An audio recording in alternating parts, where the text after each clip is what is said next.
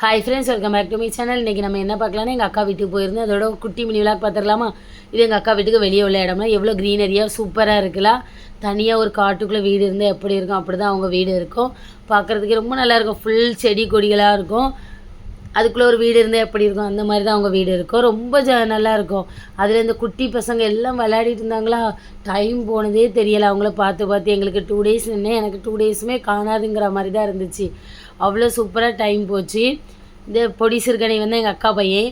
இவனை எங்கள் பாப்பா வந்து நல்லா விளையாடுவாங்க. அவன் நல்லா அடிப்பாங்க. 2 பேருமே அடிப்பிடி சண்டை வச்சு எடுத்து விளையாடுவாங்க.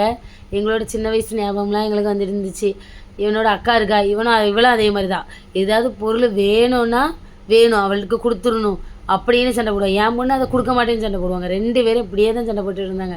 ஆனால் நல்லா விளையாடினாங்க. 3 பேர் சேர்ந்து எவ்வளோ பாருங்கள் நீங்களே, எவ்வளோ ஃபுல் எனர்ஜியில் இருக்காங்கன்னு. அவ்வளோ ஜாலியாக விளையாடிட்டு இருந்தாங்க.